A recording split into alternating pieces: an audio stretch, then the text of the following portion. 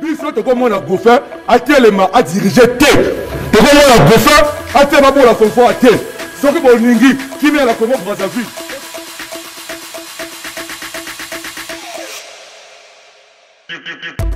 Biso to tellement pour la sauver Congo Brazzaville.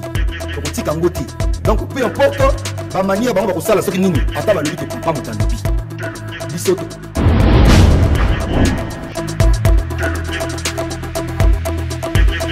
Yama to lobby boy. Commissaire de discipline ezo et nous comme gotia nous même na katia ya paroisse atanga Brazzaville ma paroisse mususu. To lingi bloc on a té. Mobeko ko tira mobeko. Papa président du collège boy nirie na kamba. Na boye bete Nzambe akoko ya kake, Nzambe akolonga la kaka. Donc au niveau tia Congo na katia il a comment ko ezala kati. Donc au boyango papa Katembo to lobby senga pardon le mot bloc wana. La bande na ba teno soto. Tout va manifester pour Saliba, il y a déjà programmé. Quand vous venez déjà collège, tout est déjà programmé. Bolim soit là, je suis mon de la scène de ici, pourquoi Bolim s'arrête. Mais pour l'instant, si tu as vu que tu as lutté pour une bonne cause, tu as un Bolim sur 5 gâtés. Tu as lutté, nous allons mettre bien.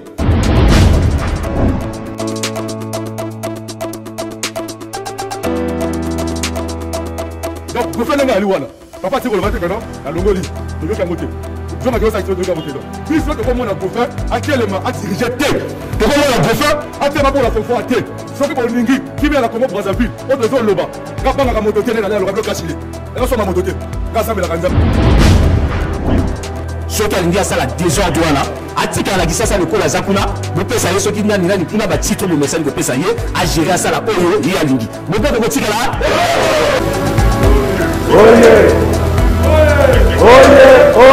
oye ebandeli ya bakambo.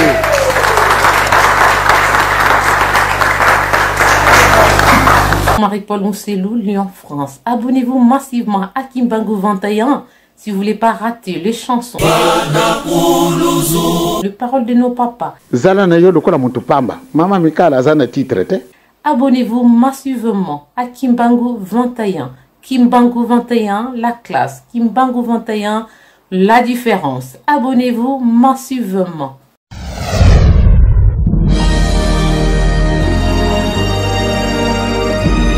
La vérité, écoutez Kalabele, la vérité.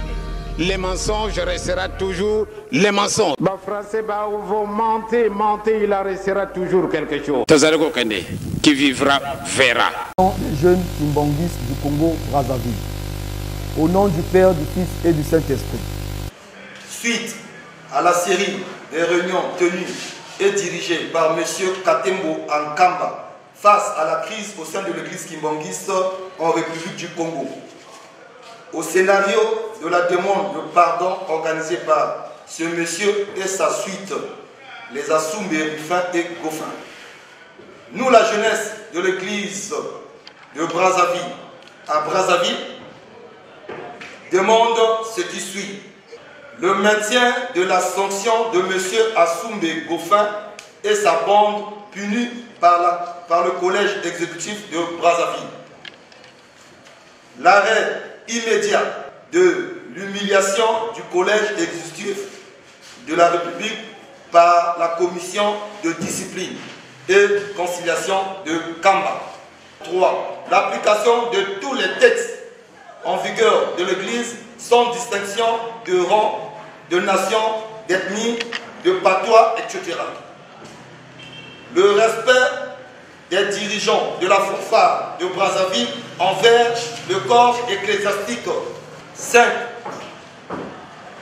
La nomination au sein de l'Église moyennant de l'argent. 6. Arrêter de s'aimer la contradiction entre cadres de l'Église du patois Gamboulou. 7. Demande de pardon officiel par M. Katembo Assoumbe Rufin, Assoumbe Goffin et Apo Salimba aux fidèles de Brazzaville suite à leur scénario et manigance à l'église. Faute de non-respect de notre demande. 1. Le président du collège et sa suite assumeront les conséquences. 2. Le retour immédiat des fidèles sanctionnés et en position irrégulière, sans oublier les fidèles en position de dissidence. Fête à Brazzaville le 5 février 2022, la jeunesse kimbanguiste de Brazzaville.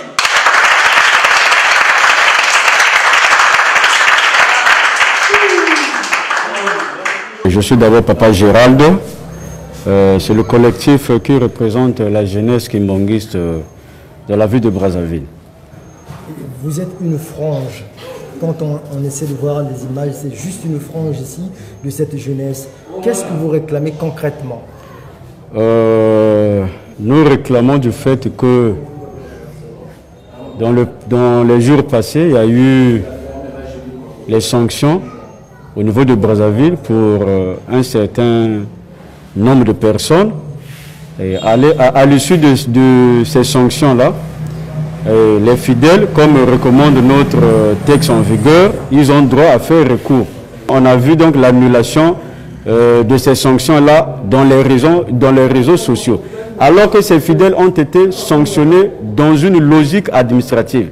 Donc ce qui nous pousse à dénoncer l'incompatibilité de celui qui a sanctionné les fidèles et de l'autre qui a annulé la sanction. Celui qui a sanctionné a vraiment respecté la procédure administrative. Par contre, celui qui a annulé a boycotté donc la procédure administrative. Étant donné que nous les fidèles, on s'imprègne de moins en moins de nos textes de l'Église, on s'est dit non, sinon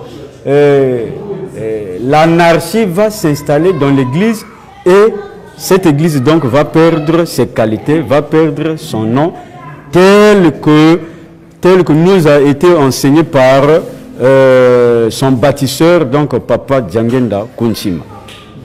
Et puis, dernière question, on se rend compte que cette frange se retrouve loin de l'église. Pourquoi avoir choisi ce site alors que l'église est juste à côté? Non, nous ne sommes pas loin de l'église. Vous êtes des dissidents en effet. Les dissidents, non, nous ne sommes pas les dissidents. Tout de suite, nous pouvons aller même intégrer la paroisse. Nous ne sommes pas des dissidents en passant. Je pense que nous réclamons la bonne cause, tout simplement le respect et la bonne application des textes en vigueur. Loin de là, nous ne sommes pas contre quelqu'un, mais nous voulons seulement réitérer, je dis bien réitérer la valeur, la déontologie et l'éthique kimbanguiste qui sont vraiment dans nos textes réglementaires. Bisoto telemi pona ko sauver Congo Brazzaville. Toko tikangoti. Donc peu importe ba manière bango ba ko sala soki nini, ata ba lobi ke papa mota lobi. Bisoto na ko pesa un exemple moko. Papa Djangenda aina plateau, alobi na maman na surtout bolongo la matambala na bino. Boyebi likambo wana. Alobi na maman bolongo la matambala na bino. Ba maman mingi balongola matambala, maman pou. Aboya ki kolongola litambala na ye. Papa Djangenda bimenga maman pou na lobi na kolongola litamba yo bolba papa. Ngana boy papa teza mobeko. Papa Djangenda félicité ke maman pou. Pona kolobete mobeko kotika mobeko. Papa Djangenda en 1970, nos anciens sont là. Bambuta o bazana ki sasa bato ebele ba yebli kamboana. Maman Christine azo sala mariage, azaki diana mokumba. Papa Djangenda annula mariage en plein mariage de la cérémonie c'est banda. Papa Djangenda annula en 1970 na Bongolo. Botu na bon c'est pas histoire wana. Papa Djangenda lobi non, maman Christine azo sala mariage na Zemi. Papa Djangenda abi ekosimba tena mobeko lingombe za bongote mariage na salamate. Papa Firmin asala ki sumo ekobo ba azoka ba yamba kai na paroisse na ye. Na kisasa tamboli pe ba paroisse. Donc on obete mobeko kotika mobeko. Donc boye biso na histoire tati papa lobi. Biso to sala idée ya maman po. Bolonga kitambala ba longoli kitambala. Mais biso pona mobeko to kolonga kitambala te. Donc one ezali vraiment position na biso. Boazoka biso, bozana poto, bozana nkamba, bozana wapi, sauvons l'église. Na Congo Brazzaville. Bambuta oyo bokomi kokota na yebite domination wana ya oyo lekina nkai e ko dominer bino bomo teka baninga. Yango to lobi boy. Commission de discipline ezo enuka ko tia nyungu même na kati ya ba paroisse Talanga Brazzaville ba paroisse mususu. To lingi biloko wana te. Mobeko ko tika mobeko, papa président du collège boy humilié na nkamba. mais boye bete nzambe akoko ya kate nzambe akolonga kaka. Donc bolingo tia Congo nakati ya iloko moko ezalaka te. Donc to boyango papa Katembo tolobi senga pardon longola biloko wana na bonde no ya bato no sotona tout ba manifeste bosali ba yaki déjà programmé pas bobenga déjà collège tout est déjà programmé. Bolimbisi wana yo somoni wapi ba sengi bolimbisi mokolo bolimbisi ate. Mais pour l'instant so tolobi que tozo lutter pour une bonne cause to ana na bolimbisi ko senga te tozo lutter lingombe tambola bien. Donc wana le kambo na ngana obakisa papa. Et là quand il a bakisa libre. Ndenge papa boba utoloba bilo bozo mononzera yaka mwa bana bazo sala sonini awa mwana moki alite muluto ali responsable là to na basi to na bana na ba foyene to fanjao donc eloko to koloba na bino to lanzima loba papa tanga lobi na bino peut-être ba site ba mayele te papa lobi na bino bwe alobi lisumu bolingo mibeko misala basala rango tango za na bomoi so kufe ko sa so ngote en plus alobi na bino bwe lui ko lisumu ba senga bolim sitango za na bomoi so kufi ko senga su bolim site to so ba mayele bon réfléchir so ba mayele bon réfléchir de loko to ko lobala bino e ya libwe mobeko e ko tikala mobeko donc faut pas éviter donc go fe nga ali wana papa ti ko lobala te que non na longoli to yoki angote jonga ke sa activité to yoki angote donc biso to ko mona go fe atelema a diriger te to ko mona go fe atema bo la fonfo ate soki bolingi kimi ya la Congo Brazzaville otozo loba nga banga ka moto te ne na lela loka bilo kasile na soma moto te nga sambela ka nzambe na ngai na ebi nzambe ni nazo sambela na ebi valeur ya nzambe wana na kenkamba makambo nga mone yebi nga moko faut pas éviter papa ali moninga na bino te donc biso dans likambo ya mobeko de exemple papa boba to pesa ba exemple ya papa Zangenda biso dans likambo ya mobeko ko tika la mobeko donc on nga loba ya liwala mobeko ko tika la mobeko. Comment on a papa Jovi au fait on a caché comme ça au moins on a bien ngelo ko ngina loba par rapport makambo au bino dans les églises qui mbongis bozo sala mabe papa apesi go fin sanction bino mongo longa sanction wana mais biso na paroisse ya Brazzaville to ko ndimate que go fin a dirigé biso dans quatre églises mbongis jamais to kondimango et puis bino bo jongsi bolongo sanction na ye bozo loba que non botiki président au collège dans 3-4 mois bolongo la botia les 3 personnes mais les 3 personnes après tout sur le bango. Donc ceux qui vont nommer Motoni Moto bino bozo loba que dans 3 mois azo longo la biso to konzimate président au collège asa lo kata mokote a rozonga. De toute façon asenga pardon pas nenga zawana akoki ko diriger biso te. Katembo il faut qu'il senga pardon parce que eux ya sali ezali angote. Donc il y a sali le collège à président de collège te. Donc il faut respecter président de collège. Donc on a le bezawana mobeko tseka mobeko. Donc il faut tous à mobeko. Mobeko tikala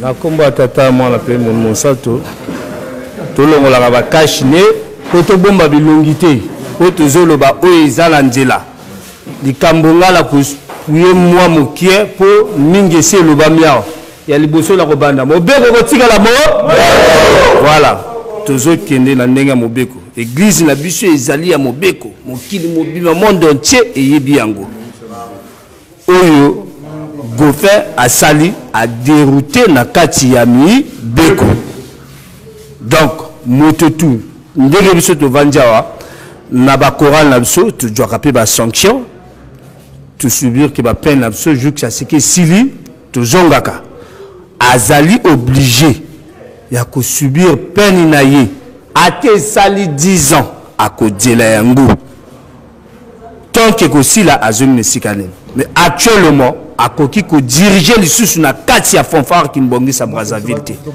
à moins que biso to za sous la mokili te a koki les sous ko diriger la fanfare o ya Brazzaville te ba dirigeant ba aller belé o pe ba la capacité na ye o pe ba leki baza donc comme molimo ya ko étouffer baninga a la Congo Brazzaville ezali moi la to boti bébé suka akokola bana basi bakoli.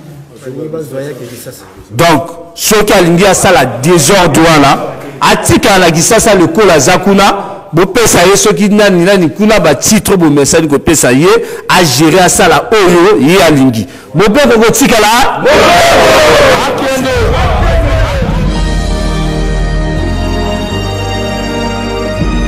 la vérité écoutez qu'à la belle la vérité.